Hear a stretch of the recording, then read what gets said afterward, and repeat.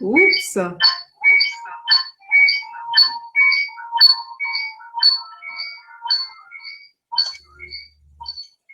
Allô? Est-ce que là maintenant tu vois? Ton image est bloquée. Oh yo. Mais toi, tu me vois. Moi je te vois bien. Moi je te vois bien. Donc là, je sais pas pourquoi c'est bloqué. Bon, en tout cas, est-ce que quand tu regardes sur l'ordinateur, quand même, on apparaît? Attends, je vérifie.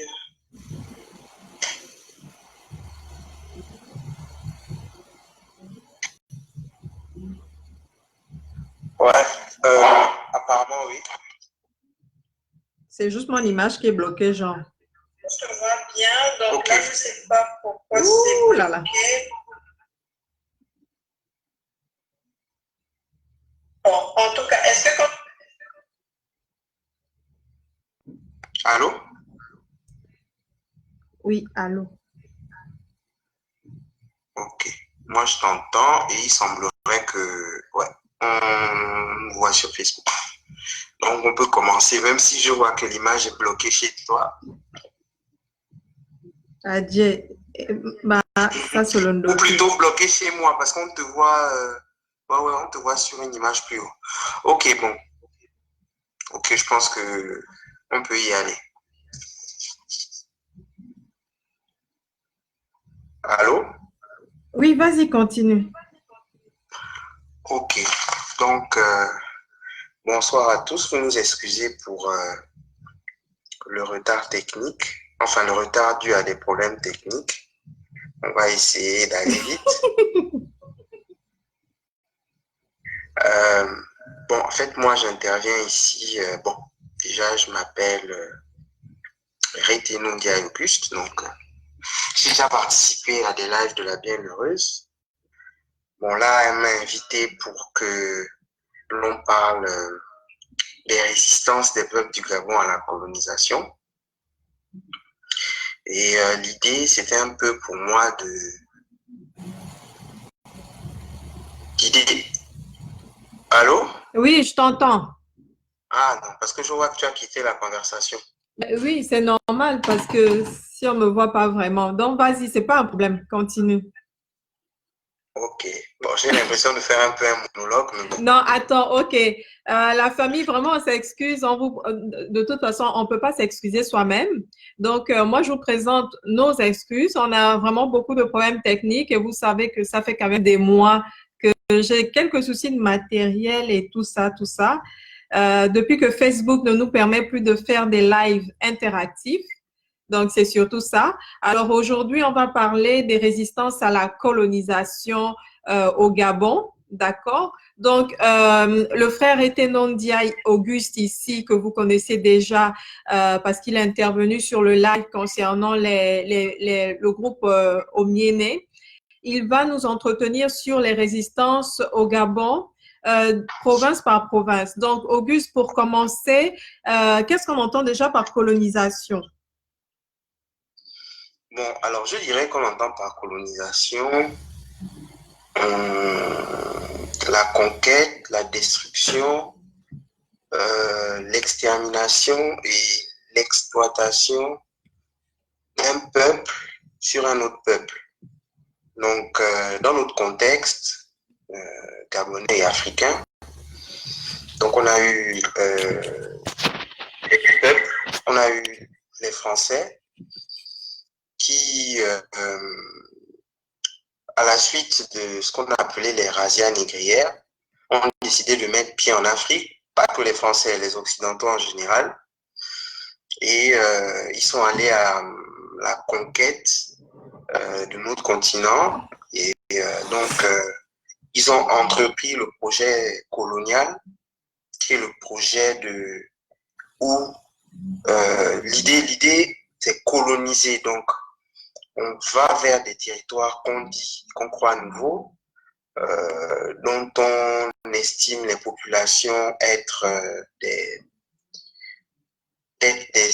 sujets, enfin je veux dire par là des gens qui ne sont pas tout à fait des êtres humains, ils sont des animaux, ils sont des objets.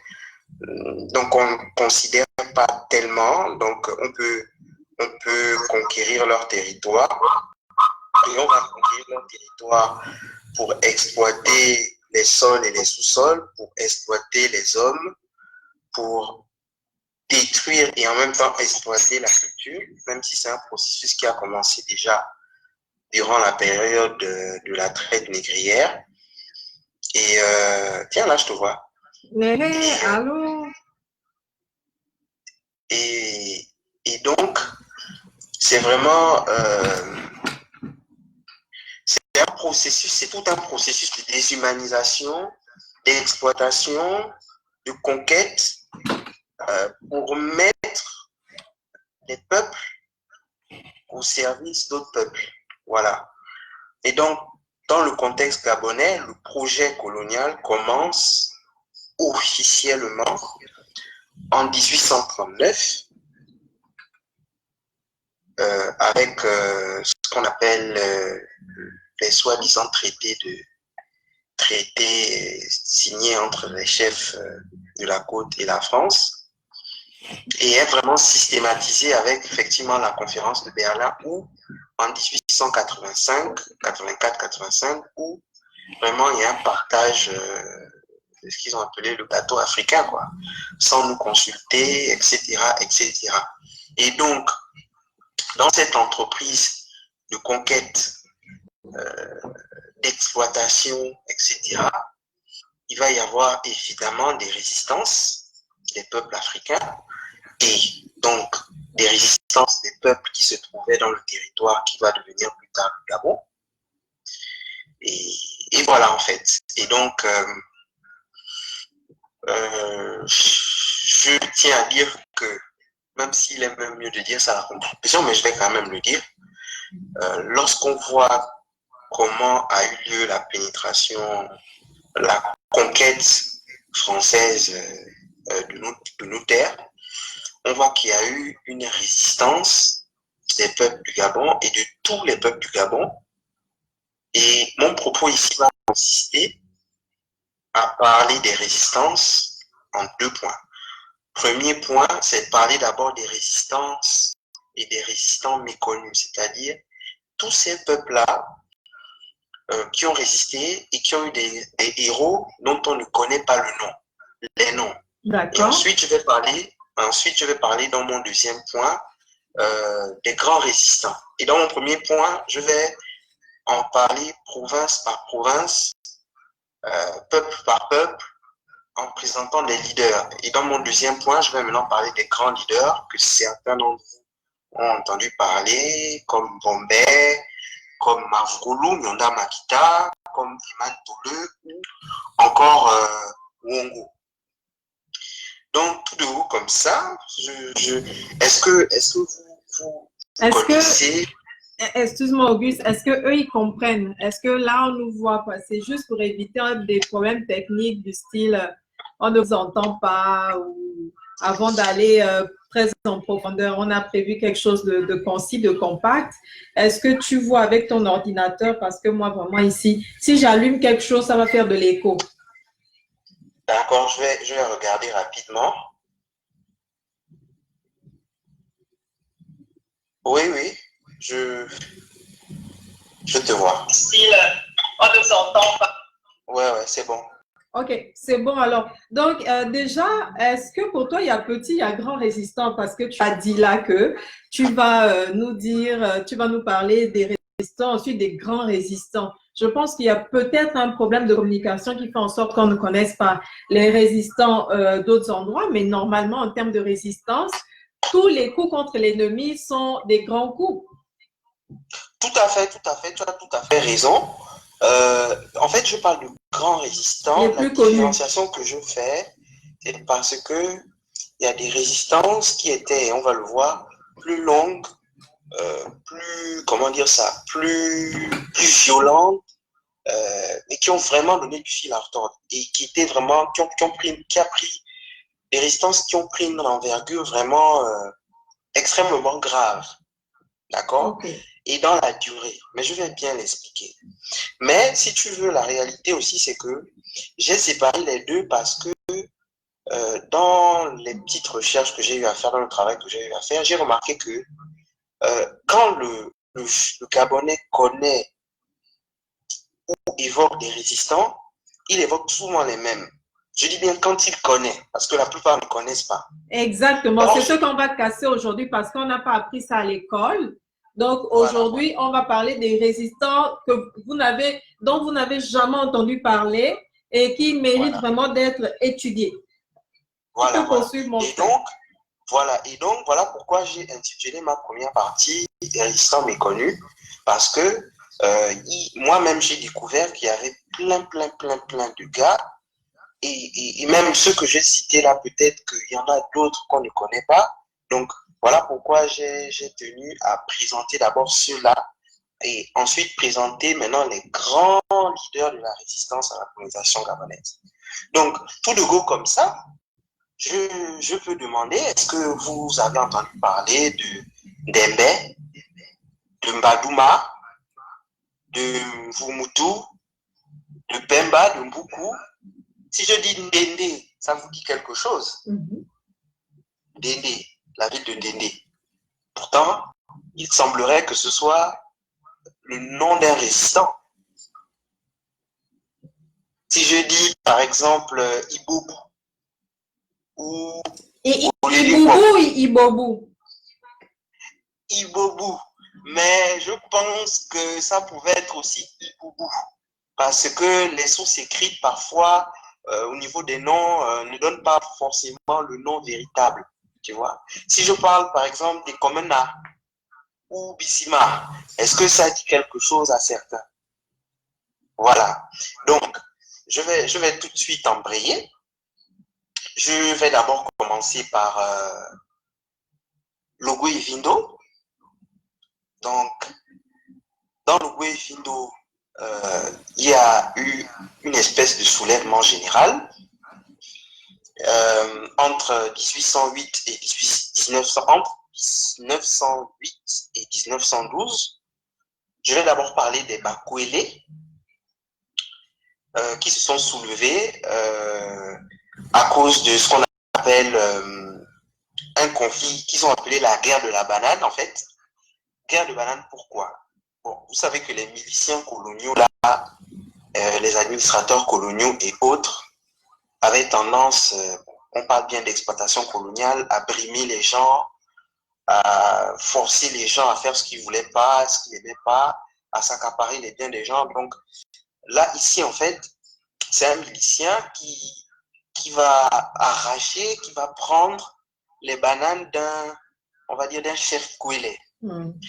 Et en fait, ça va être la goutte d'eau qui va faire déborder le vase parce qu'en fait, déjà, ils ne supportaient pas trop l'arrivée et la présence des colons sur leur terre. Donc, ils vont se révolter en 1909 et le peuple bakwele va se soulever. Donc, il va y avoir des affrontements, il va y avoir une marche punitive. Donc, c'est-à-dire que les bakwele vont aller attaquer un poste militaire et un poste avancé de la colonie. Et ils vont affronter les milices pendant près de 3 mois. Bon, j'ai des anecdotes sur certains points, Oui, on va dire justement, mystiques, on veut mais je vraiment vais garder avoir des ça détails. Voilà. Bon, donc, ils vont affronter les troupes de l'administration coloniale pendant 3 mois.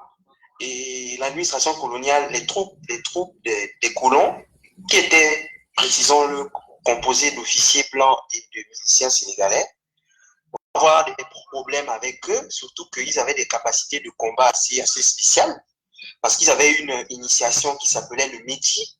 En fait, je pense que c'est un peu l'équivalent du Miri chez les peuples du Sud. Et ils avaient des capacités, grâce à ça, ils avaient des capacités où ils pouvaient être invisibles et tout. Ils attaquaient les gars au corps à corps, les gars ne les voyaient pas et tout ça. mais c'est des capacités qu'on va retrouver chez la plupart des peuples qui vont rentrer en résistance, hein, au Gabon et même ailleurs. Et donc, à cause de ça, les, les colons vont avoir des difficultés. Donc, qu'est-ce qu'ils vont faire?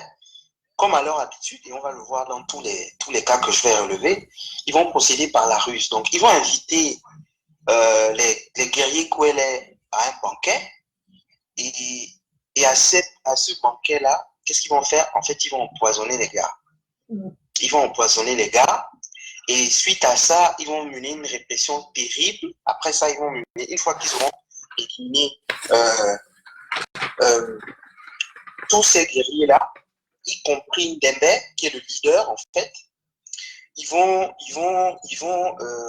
commencer à brûler les villages, à tuer, brûler les villages et à tuer, quasiment génocider la population Kouélé, parce que c'est Innocent Badouma, donc un journaliste Kouélé, qui raconte l'histoire et qui explique que quasiment 75% de la population Kouélé a été massacrée.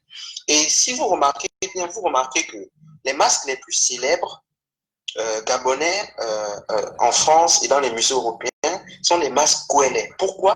Parce que quand ils ont massacré les Kouélé, brûlé les villages, ils ont pris toutes leurs mannes, tous leurs masques, et ils ont envoyé ça. Donc il y a eu aussi, ça s'est accompagné aussi d'un pillage culturel.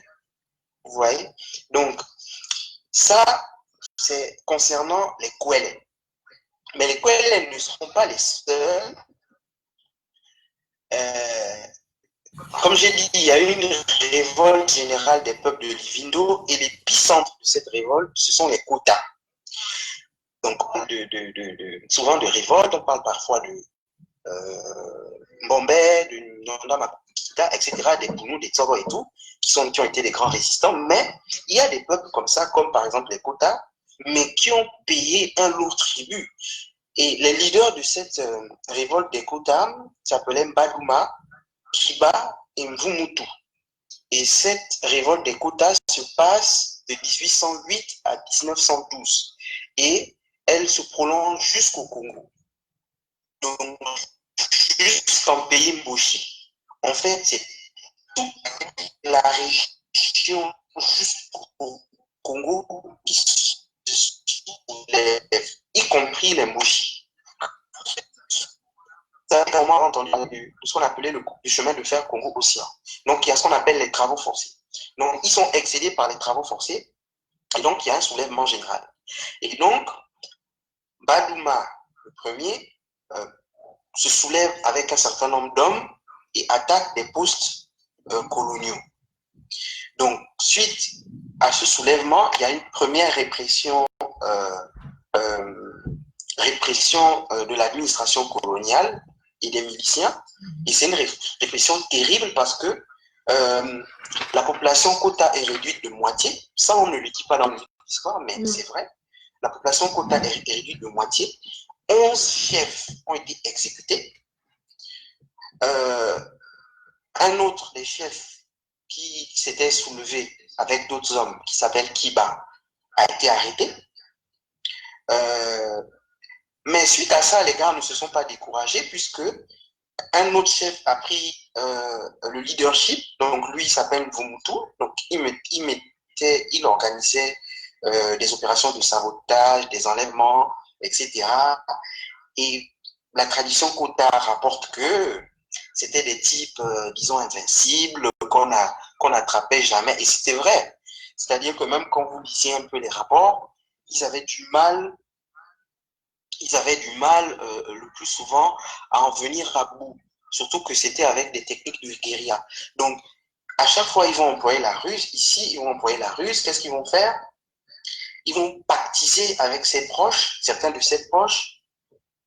Là, je parle de Mvumutu, dont sa femme qui détenait ses secrets. Parce que souvent, c'est la femme qui détient les secrets. Et là, quand je parle de secrets, vous vous doutez bien que c'est les secrets mystiques, spirituels et autres. Et donc,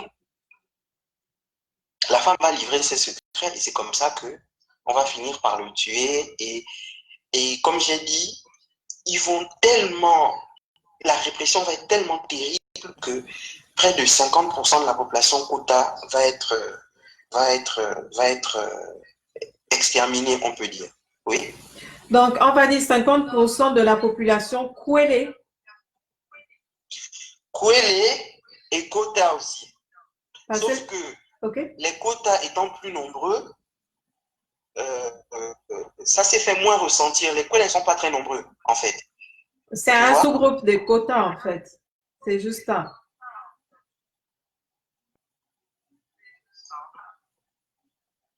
Les Kwele sont un sous-groupe Kota. Donc, Kota, tu as plein, tu as les Bengales, les Akele, tout ce monde-là. Justement, non. En fait, les Kwele ne sont pas apparentés au Kota. Ok. Ça, c'est une petite parenthèse. Ils ne sont pas apparentés au Kota. Ils ont des parents au Congo et au Cameroun, mais visiblement, ils ne sont pas apparentés au Kota parce que les Kota, ils ne se comprennent pas avec les Kota. Ok. Il y a quelqu'un qui me l'avait dit qu'ils ne se comprenaient pas, mais pour l'instant, ils sont classés comme ça. Mais c'est bon ce que tu dis, on va pousser les recherches. Ils sont classés comme ça, mais dans le groupe Kota, et tu fais bien de demander ça, parce que j'ai dit qu'il y a eu un soulèvement général. Donc, tous les sous-groupes Kota et apparentés, donc les Kota, les Ndassa, les Samaï, tout ça, etc., tous ces peuples-là, les Maongwe, tous ces gens-là se sont soulevés, en fait, voilà. Et c'est peut-être ce qui fait que, même malgré le fait que beaucoup de Kota sont morts, ils n'ont pas, même si c'est grave, hein, 50% de la population, c'est pas rien, mais ils n'ont pas été réduits à néant comme les Kwele. Aujourd'hui, les Kwele, ils sont quasiment, c'est limite si on sait qu'ils existent. Ceux qui les connaissent, c'est à cause de leur masque, en fait. Ok. Tu vois un peu. Bon. Donc, voilà. Donc, ça, c'est pour les peuples de l'Ifindo. Ça, c'est le Gwefindo. Donc, là, je passe au peuple du G2. Oui, vas-y. Est-ce que là, il y a déjà des questions, en fait? Toi qui peux encore utiliser un autre appareil. Moi, avec mes deux appareils ici, je ne peux pas avoir allumé le troisième appareil, sinon ça va faire de l'écho. Donc, est-ce qu'il y a des questions à date? Je regarde.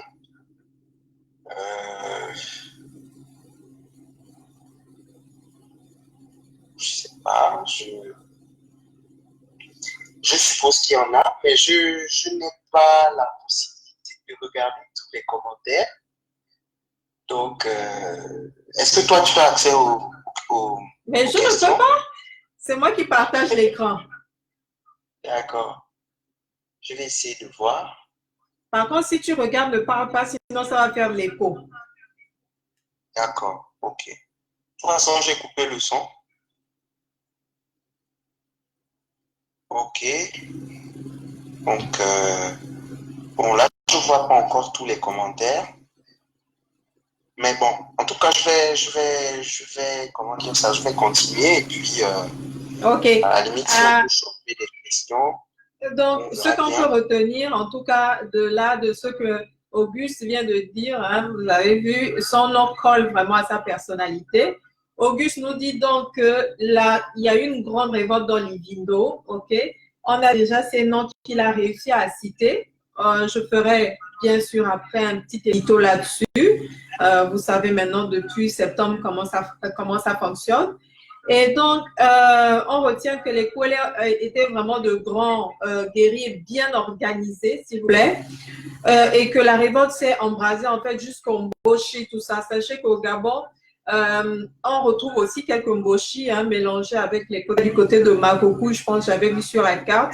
Bon, bah nous autres, là, c'est plutôt vers la frontière du Congo, donc nous avons juste fui la guerre des années 1800. Mais juste savoir qu'il y avait des travaux forcés pour la construction du chemin de fer et il y avait des brimades.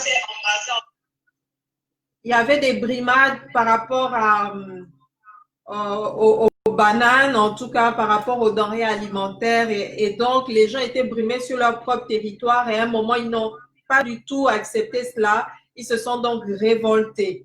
Et les gars là faisaient ça là avec genre un sixième sens qui était tellement fort que à un moment, les Ouattara, ils étaient obligés vraiment de banquer avec la femme du guerrier Kwele pour que cette dernière puisse vraiment baser son nom. C'est ça en gros que je... Mais on verra lorsqu'on va parler de toutes les autres résistances que ce que tu viens de dire là, c'est récurrent. C'est récurrent. C'est-à-dire qu'ils emploient la ruse à chaque fois. C'est récurrent. Soit ils écrasent par la force, et quand ils n'arrivent pas à écraser par la force, c'est la ruse. C'est la ruse. Voilà. Et, bon. Voilà. Et malheureusement, il y a eu des traites aussi. Ben, voilà. Si la femme du gars là était traîtresse, c'est normal. Bon, en tout cas, vu que déjà on a commencé en retard, on vous remercie. On va tirer les conclusions tout à l'heure ou à cause du temps, chacun de nous va tirer ses conclusions. Mais en tout cas, nous ne sommes pas des descendants des ancêtres qui étaient vraiment mollassons, couards, lâches, tout ça. OK? Donc, les gens de Livindo, on peut applaudir pour vous. Voilà. On est très fiers que Livindo soit au Gabon parce que c'est une histoire vraiment riche. Et effectivement, on a remarqué que moult masques gabonais qui étaient vendus à l'étranger étaient souvent des masques quota. Ils disent masques quota, mais si vous regardez derrière, ce sera spécifié Kwele. Bon, on va parler de la parenté ethno-linguistique plus tard, sociolinguistique. Là, on va avancer donc sur le G2. Avant que tu ne me passes la parole, est-ce que tu as quelque chose à dire, Auguste?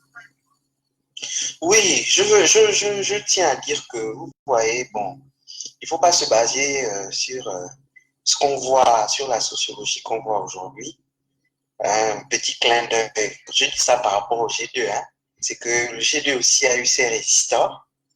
C'est que, voilà, je pense notamment à la période qui va, mais je pense qu'il y a eu déjà des résistants bien avant cette période, la période qui va de 1922 à 1929. Les Obamba, pour ne citer que, se sont soulevés à Gonja.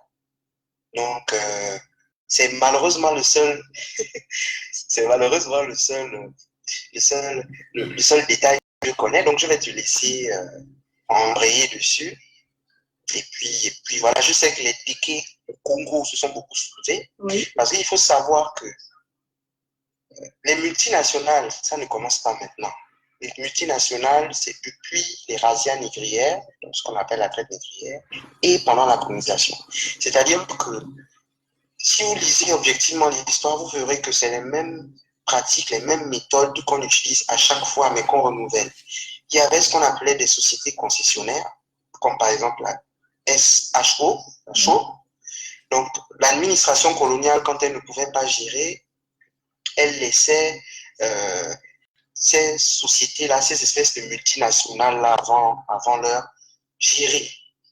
Donc, ces multinationales-là prenaient nos ancêtres et les faisaient travailler pire comme des esclaves, les exploitaient. Donc, ce sont ces multinationales-là qui, au début de la pénétration coloniale, géraient des zones comme l'Ifindo, le Haut-Togoué, jusqu'au Congo là-bas.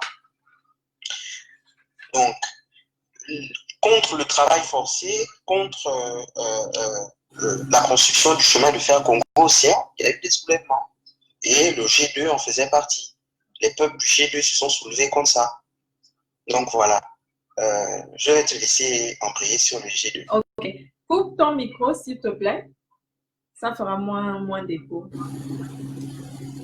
Quand je te fais le signe, bah, là, tu m'entends, toi. Toi, tu m'entends. Tu m'entends quand je parle, non? Donc, si je t'insulte, là, tu m'entends. si je te dis que vraiment, yeah, t'es fort. Merci en tout cas. Donc, voici ce qui se passe dans le G2. On va dire, G2, c'est une construction, c'est vrai, coloniale. Du coup, il y a des peuples là-dedans qu'on va voir de part et d'autre qui étaient vraiment en rogne contre la colonisation. Bon, déjà, fièrement au Bamba d'Okonja, hein, vous savez. On a eu le cas de, par exemple, il y a eu la révolte des Samaïs à Okonja dans les années, effectivement, 1920 comme ça. Ils se sont soulevés contre l'autorité coloniale, contre les brimades qu'il y avait, contre l'oppression contre les travaux forcés, tout ça.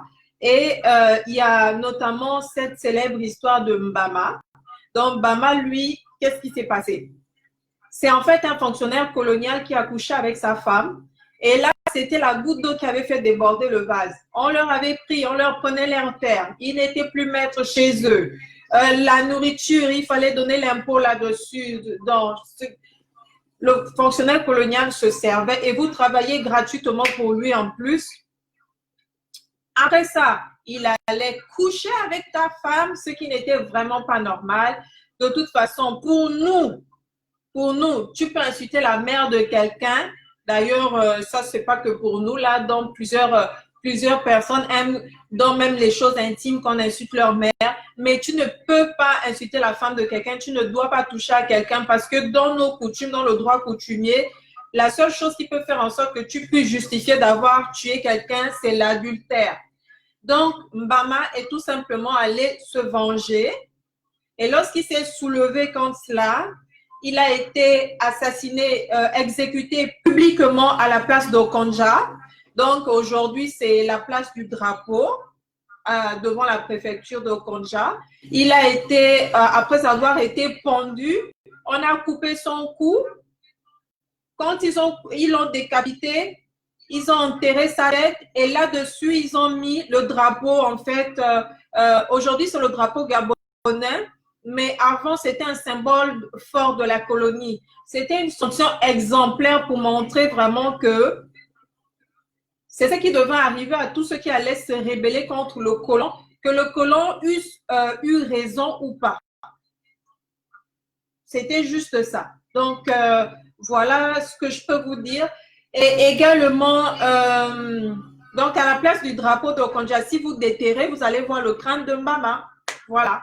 À part ça également, on sait par exemple que au niveau des Téké, d'accord, au niveau des Téké, il y en avait beaucoup qui fuyaient les travaux forcés au Congo-Zaïre, l'autre côté en RDC, parce que leur travail c'était de casser les cailloux.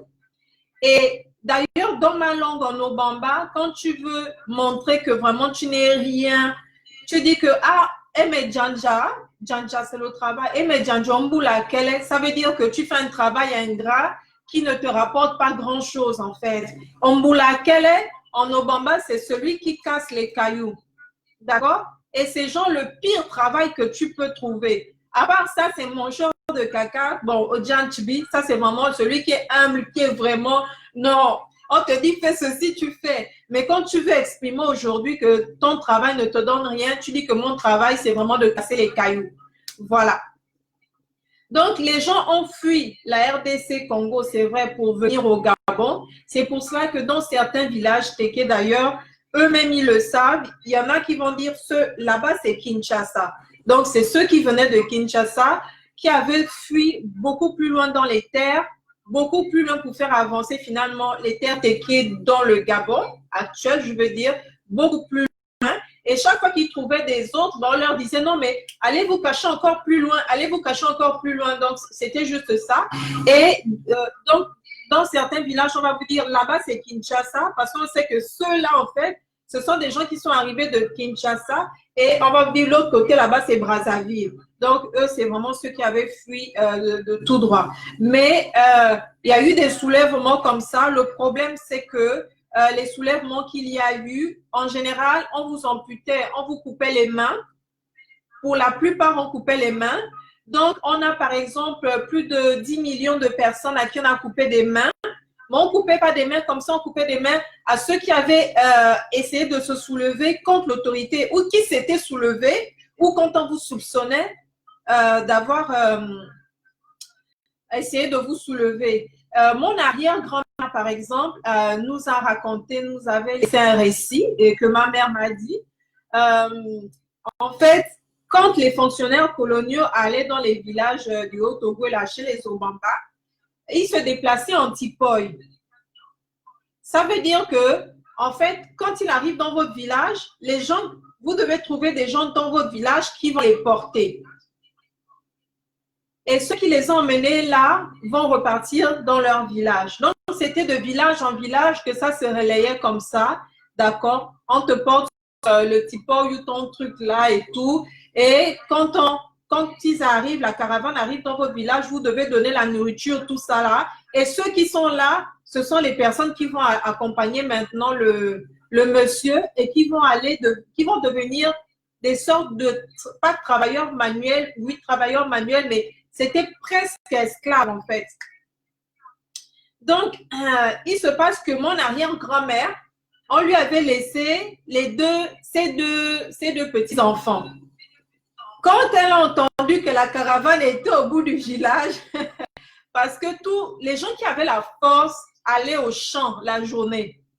Donc, eux, ils n'entendaient pas forcément les caravanes. Et c'est l'une des choses aussi qui a poussé les gens à ne même plus rester au village la journée pour éviter qu'au cas où il y a la caravane, parce que tu ne devais pas fuir.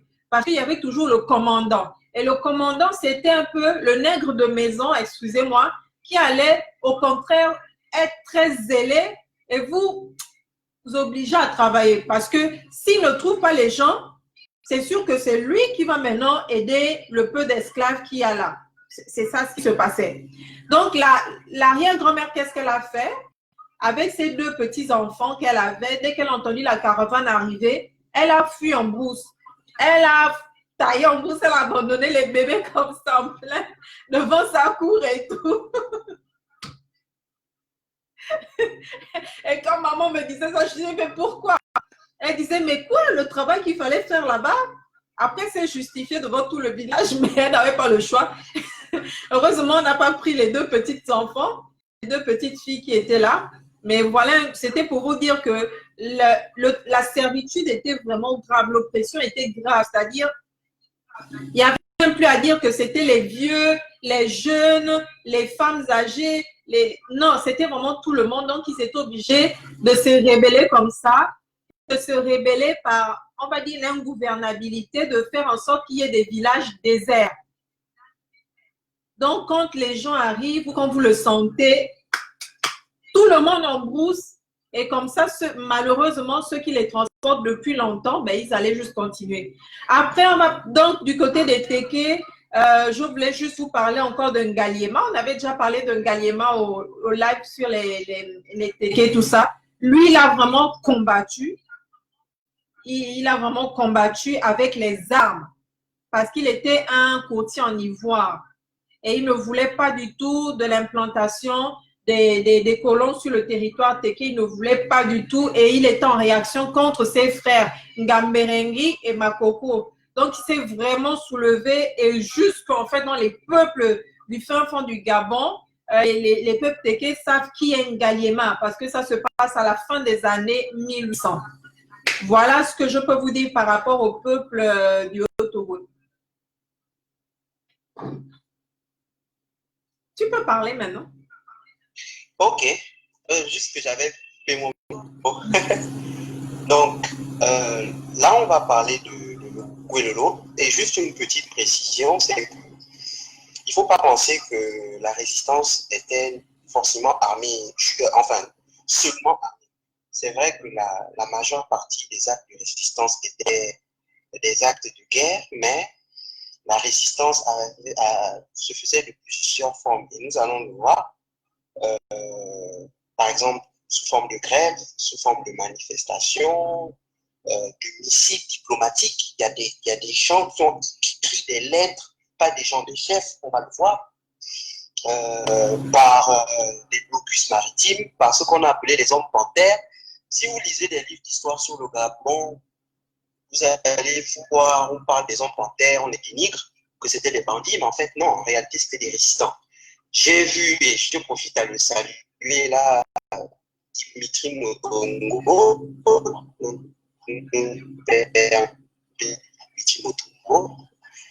la dernière fois, dans son avis, il parlait d'un entendu qu'il serait un mot femme. Quand je dis un mot, je vais être un peu prolixe, je vais parler des femmes. Parce que toutes ces résistances-là, en réalité, dans le fond, ont eu lieu à cause des femmes. Pourquoi? Parce que les femmes sont au cœur de l'activité économique. J'y reviendrai. Donc, je passe à la résistance des peuples de Gwelolo. Donc, Logo et Lolo, on a l'habitude de penser, on a l'habitude de voir un peu nos frères de Logo et Lolo comme des gens pacifiques et tout ça. Mais ils sont quand même, de farouches résistants parce que il y a par exemple des Puffy qui se sont soulevés en 1912.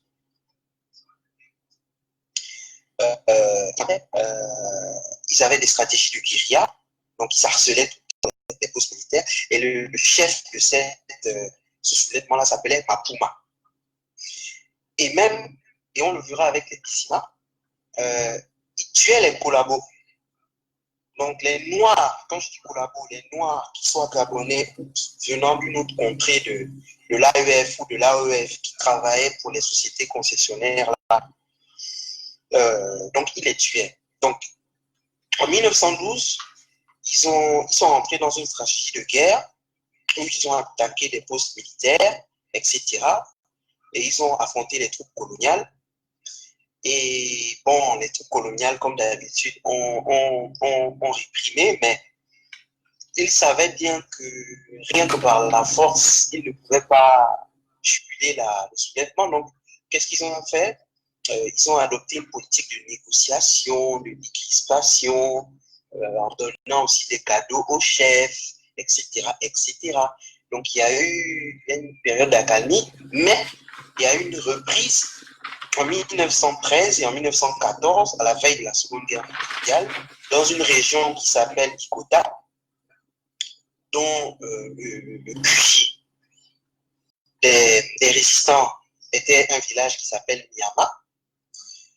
Et ils vont réussir, donc les résistants, à cerner des miliciens avec 200 guerriers. Les miliciens vont répliquer et vont finir par atteindre leur QG.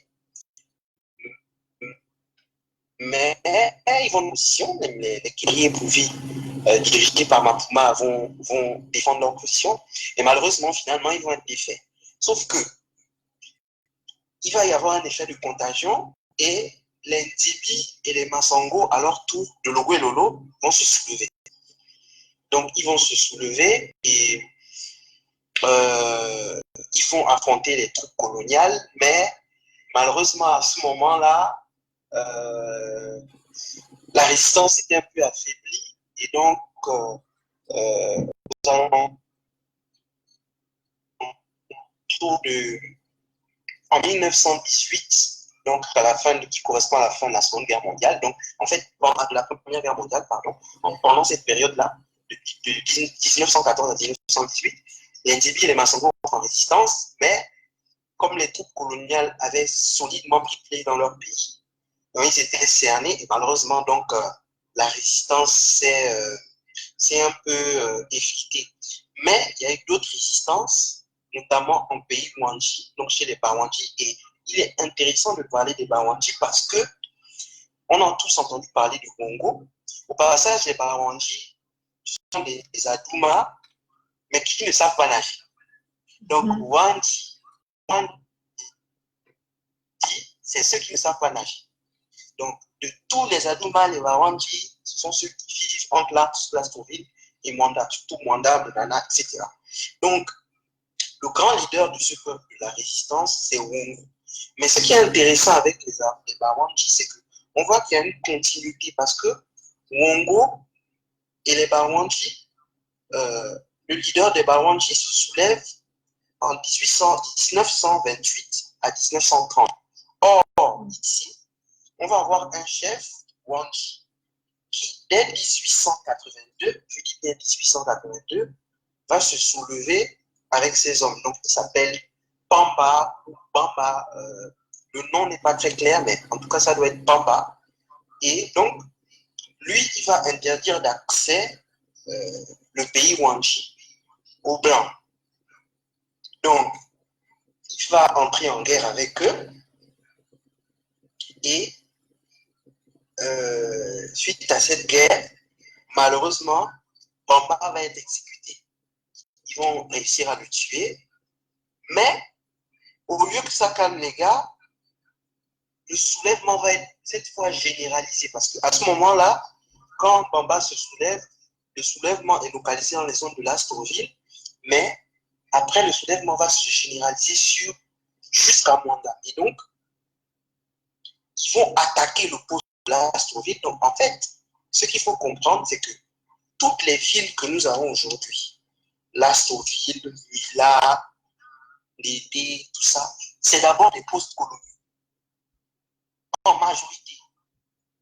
Les postes coloniaux qui, parfois, ont été bâtis sur des villages qui étaient déjà là, mais parfois, c'est des zones post-coloniaux. Donc, les Bawandis vont attaquer l'Astroville, le poste colonial de l'Astroville, et vont tuer un Français. Donc, ils vont le tuer, et comme d'habitude, il va y avoir une répression, et les bandits vont être défaits. Mais, ils ne vont pas, comment dire ça, ils ne vont pas se décourager pour autant, puisqu'on verra par la suite qu'ils vont avoir un grand résistant parmi eux, qui va s'appeler Congo, et qui va relancer et reprendre la lutte presque 20 ans ou 30 ans plus tard. Donc, ça, c'est concernant les peuples de Lologo et Lolo. Ça, c'est concernant les peuples de Lologo et Lolo. Donc, oui, d'accord. Est-ce que tu peux toujours checker si on nous voit, si y a des questions là? Alors, je regarde. Je vois juste les commentaires de Wendy qui, disons, apporte ses éclairages. Elle nous dit qu'il y avait des hommes panthères en Côte d'Ivoire. En fait, il y avait des hommes panthères partout. Parce qu'il faut savoir que tous nos rites sont liés à deux cultes principaux. Le culte de la panthère pour les peuples d'Afrique centrale et un peu d'Afrique de l'Ouest. Et le culte du lion pour les peuples d'Afrique de l'Est. C'est la même chose. Parce que le lion est une panthère. Le nom, entre guillemets, scientifique du lion, c'est Panthera leo. Et si vous faites attention, vous regardez la peau des lions, vous voyez qu'il y a des taches dessus. Donc ça, c'était pour la petite histoire. Okay. Bon, je ne vois pas de questions. Je vais essayer de mettre à jour un peu pour voir si on aura d'autres questions. Mais en tout cas, sur Lologo et Lolo, c'est ce que je peux dire. Et évidemment, tous ces cas, pour aller dans le sens de Wendy, de Haïti, tous ces guerriers-là étaient forcément initiés parce que dans les initiations masculines, il y a l'aspect guerrier. Donc, ils sont entraînés à faire la guerre. Donc, mais pas la guerre comme les Européens le font. Hein. En fait, dans la civilisation africaine, la guerre est défensive. Et vous voyez bien qu'ils réagissent à une agression. L'agression coloniale, l'agression occidentale. Donc, voilà. Donc, si tu veux, essaye de demander aux gens de t'envoyer leurs questions en inbox. Oui, on y répondra. Voilà. D'accord. Comme ça, mais n'hésitez pas ça sera plus simple. À poser vos questions, d'accord, en inbox. Et puis, ceux qui ont des compléments, avant qu'on ne sorte quand même les écrits, ceux qui ont des compléments, donnez-les nous. Et puis, c'est vraiment pour vous voyez que c'est bénévole, on fait avec les moyens de bord. L'interactif. Donc, c'est ça, on a besoin du concours de tout le monde. Comme je vous ai dit, il y a des récits familiaux, il y a plein de choses. On essaie de redécouper ça pour comprendre un peu à quel niveau c'était à l'époque pour pousser les gens à se révolter, avoir des détails, poser des mots sur des émotions, des choses. Et puis plus tard, chacun de nous pourra tirer sa conclusion. Qu'est-ce qui a changé aujourd'hui ou pas? Donc, écoute, merci beaucoup par rapport au peuple de Lologo et Lolo. De Lologo et Lolo. Donc, effectivement, on va avancer sur l'autre s'il n'y a pas de questions. Mais je pense qu'on a toute une semaine là encore, peut-être même 2 semaines, parce que le prochain live, ce sera sur les luttes à les résistances à l'esclavage, À la, oui, à la traite négrière. à la traite négrière, parce que on cherche des bénévoles. On a toujours besoin de tout le monde pour acheter les livres. C'est chacun qui achète sa documentation. Hein, là, on se débrouille comme on peut. Chacun cherche à contact des gens.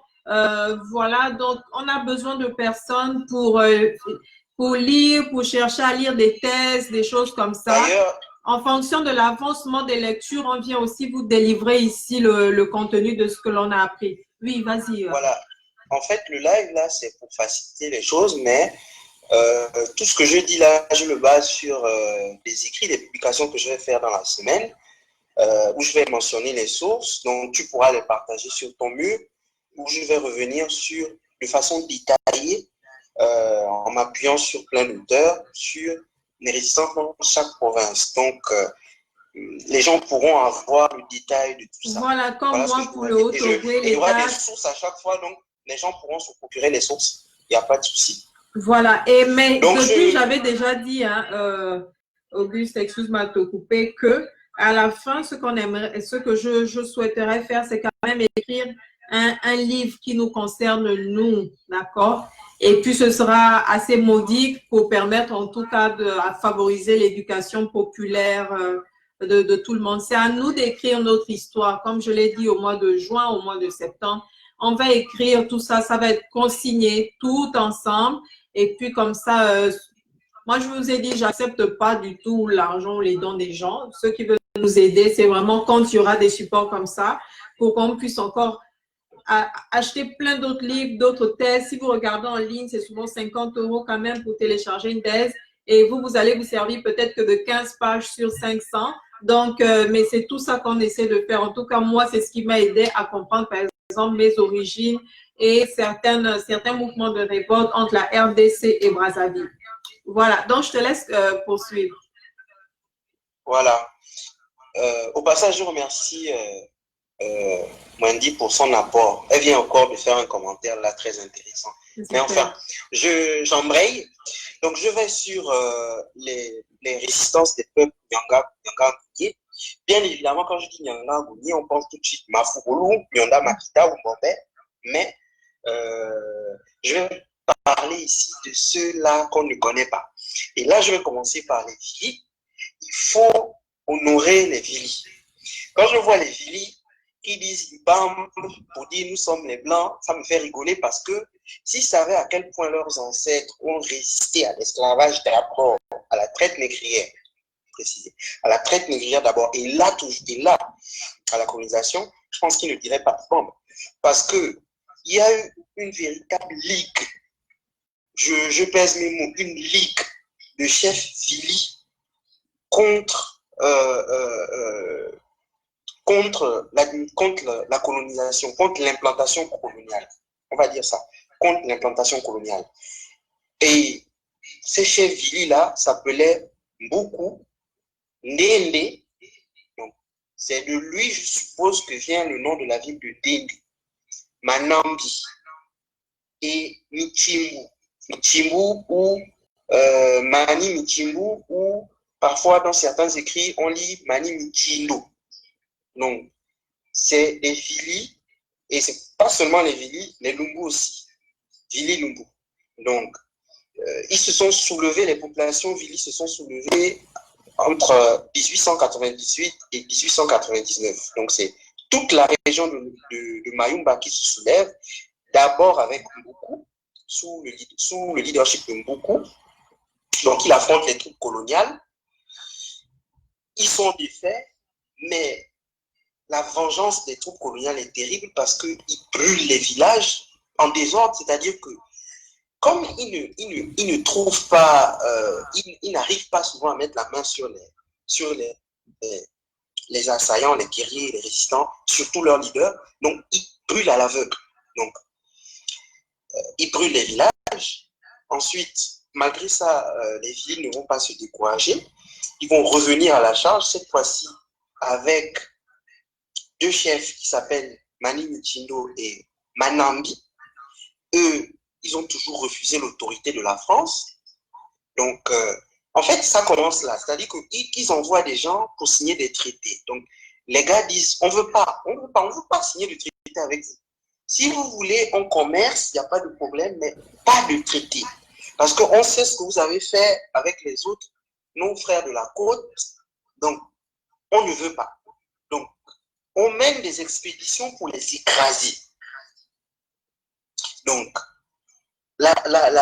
l'expédition est tellement violente que les chefs, à un moment donné, dont j'ai cité les noms, font semblant de se soumettre et passent à une lutte passive. Mais ils font la lutte passive en soutenant un autre chef, lui qui s'appelle Ndéndé, et lui qui a décidé à en découdre. Mais Ndéndé, ce n'est pas n'importe qui. Ndéndé, c'est le Mafuka, c'est-à-dire le ministre du Commerce du Mani Luango, c'est-à-dire du royaume du Luango, dont les Vili font partie. Donc, et lui, il avait des hommes jusqu'au Congo. Donc, lui et tous ces hommes, donc, continuent la lutte, donc, se battent contre les hommes de la coloniale, et il fait sa base, il met sa base à Ndéndé. Donc, le Ndéndé que vous voyez là, c'était la base de ce monsieur-là. Et à partir de Ndéndé, il lance des opérations sur le poste de Mayumba. Donc, je vous ai dit tout à l'heure que les non-villes là, c'est souvent des anciens postes coloniaux. Donc, il attaque Mayumba, il emmerde les types. Donc, qu'est-ce que les gars font? Comme d'habitude, ils réagissent, donc ils contre-attaquent. Donc, qu'est-ce que les hommes de Ndéndé font? Donc, quand ils contre-attaquent sur Ndéndé, donc ils prennent Ndéndé, donc les hommes de Ndéndé se replient, et ils se replient où? Au Kwilu, au Congo. Donc, lui, il a 500 hommes sous ses ordres, Ndéndé. Et donc, les troupes coloniales, donc constituées de musiciens, tirailleurs et dirigées par des officiers français, vont jusqu'au Kwilu pour déloger Ndéndé.